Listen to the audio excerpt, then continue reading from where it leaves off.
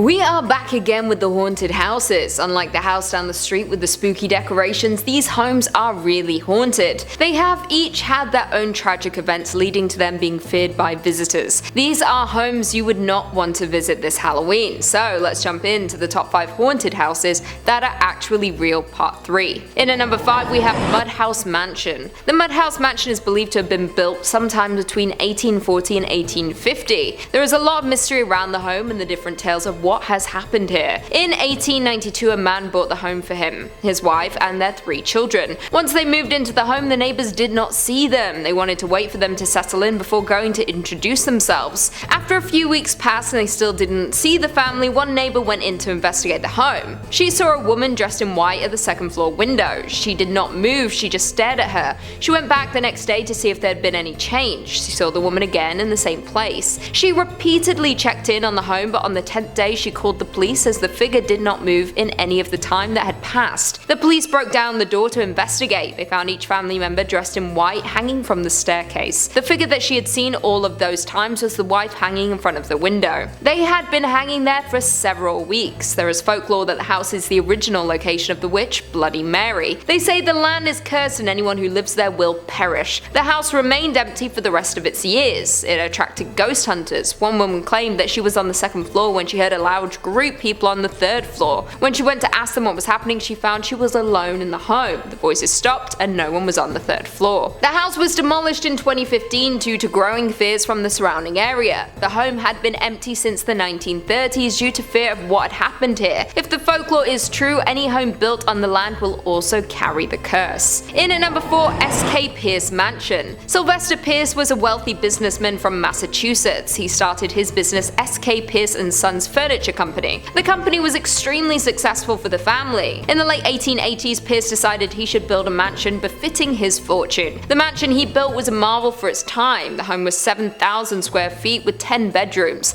It took 16 months and 100 men to build this home. The family moved in swiftly as the grand home was completed, but their celebrations didn't last long when his wife Susan fell down the staircase a few weeks after moving in. She sustained many injuries but did not die from the fall. She did die from a bacterial illness she got in one of her wounds. After a year of mourning, Pierce remarried Ellen. This was widely talked about as she was 30 years younger than him. Pierce passed away in 1888, leaving behind his new wife and the 2 sons they had together and his son from the previous marriage. When Ellen passed, the sons argued constantly over who would take the home and business. The Great Depression destroyed the business, leaving only the mansion to decide. Eventually it was given to the youngest son. The mansion went through hard times as the family lost the fortune. Edward decided to turn the mansion into a boarding home. The home was used for drinking, gambling, and other activities people wanted to do in secret. There were even a number of murders that occurred. One woman was strangled in one of the second floor rooms by another boarder. A Finnish immigrant burned to death in the master bedroom in 1963. There is also another story of a young boy who drowned in the basement when he ran off from his family. Since these days, the house has been regarded as haunted. There is no shortage of people who has passed here. There are also claims a dark entity inhabits the basement and may have been the cause of the young boy wandering off. Guests have experienced voices talking to them as they sleep, furniture moving without anyone being in the room, as well as shadow people caught in the corner of guests' eyes. The house is now open for ghostly tours, but no one may stay the night as it is considered too dangerous. In at number 3, the Lemp Mansion in St. Louis, Missouri. The Lemp Mansion was built in 1890 in St. Louis. It was originally owned and built by William Lemp for his growing family. Lemp's father, Adam Lemp, was a German man who moved to the US in 1839. He became very successful when he opened a grocery and started to produce and sell authentic German lager. All things seemed to be going well for the Lemp family. Adam passed down his company to his son, William Sr. William went on to expand and grow the Western Brewery Company started by his father. He married his wife in 1861 and they moved into their new home in 1890. They had 4 children together, all boys who went on to work for the company. It was their youngest son, Frederick, who he had hoped to groom to inherit the entire company. In 1901, Frederick died due to heart failure from complications of his diseases. William Sr. became depressed stress from this. He lost his will to work. He slowly declined. His family's effort to console him did nothing to bring him back. In 1904, William Lemp took his own life by gunshot. With two tragedies in the family, they still kept going to try and recover from their losses,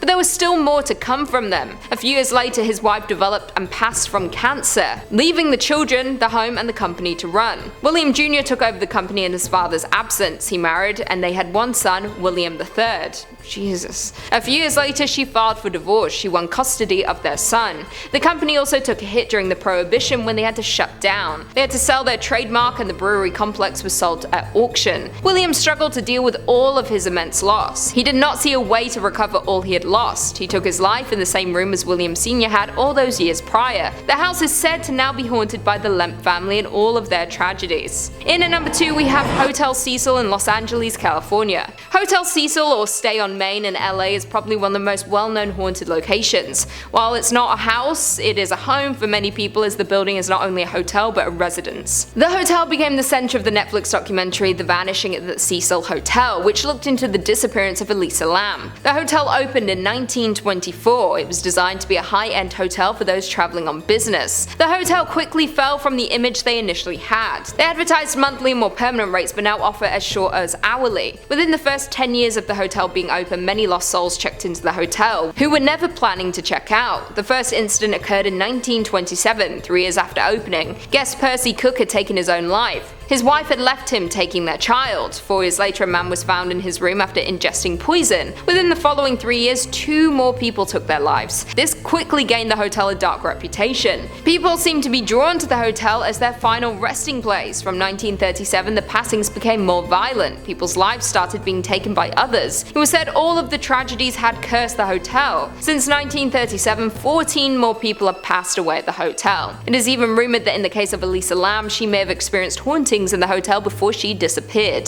There was footage of her in a lift performing what is thought to be a ritual where you invite spirits to join you. This was the last anyone would ever see of her. She was later found in one of the water tanks on the roof. Could this have been connected to the ritual, or maybe she saw something else during her stay? And finally, in at number 1, we have Jean Harlow House, Los Angeles, California. When Jean Harlow was 18, she married Paul Byrne and moved into her famous Hollywood home. Jean was an actress famous for her roles in Double Whoopee and The Saturday Night Kid. She was seen as the latest blonde bombshell. Her personal life, however, would never be as successful as her acting career. Her marriage to Paul was her second. She married for the first time when she was only 16 years old. Her marriage to Paul was surprising to the public. He was 22 years older than her and not considered to be attractive. Their marriage only lasted 2 months before ending in tragedy. Paul Byrne had been married previously to Dorothy Millett. Paul hadn't spoken of Dorothy for years. His secrets finally caught up to him when he was found by his butlers deceased in his bedroom. He had a bullet wound through his head and a letter left next to him explaining why he ended his life. Authorities recovered the note and ruled the death by his own hands, but the staff pointed the fingers to Dorothy. She had visited him a day earlier. Jean had no knowledge of this. The police went to interrogate Dorothy only to find she had jumped from her hotel balcony. Jean sold and left the home after the incident. 5 years later, in 1937, Jean was on set filming Saratoga. She was found in her dressing room passed out on the floor. She had suffered from kidney failure and died at the age of 26. In 1983, a hairstylist named J.C. Bring bought the former home. At the time, he was with Sharon Tate. Tate often stayed in the home. As most of us know, Sharon Tate also met an horrific end. She was a victim to Charles Manson while pregnant in 1969. Many people believe the house is cursed. Before her passing, Sharon Tate was questioned about the home. She was questioned in an interview about the suspected hauntings. She did experience some paranormal activity during her time there. She told them that she saw a ghostly man in her bedroom. She believed it to be Paul Byrne. She saw a second figure tied to the staircase. She said the second figure had a slit on their throat. She said it almost looked like her. Tate called it a premonition. Could Byrne have been trying to warn her? Either way, we know that the home houses the spirits of those who passed there. Well, there we have it. Do you guys agree with our list? Which of these hauntings scared you the most? Leave us all your thoughts and feelings in the comments down below, and perhaps we can do part 4. And on that note, if you haven't already, be sure to give this video a big thumbs up, and until next time, I'll see you later. After a few weeks passed and they still didn't see a What the f***? William Sr. William. Huh? That's his name? To his son, William Sr. William. Oh, there's a full stop. I thought that was his full name, William Sr. William. In 1983, a hairstylist named J.C. Bring bought the former home. No, it was Roman Polanski's house. What are you talking about? Huh? They weren't dating. She was married to Polanski. Roman Polanski. Huh? No, you're wrong. She wasn't dating him. Sharon was married to Roman Polanski. Huh? Or maybe I'm wrong. Whatever, I'll just read it. It feels not right. Editor, let me know.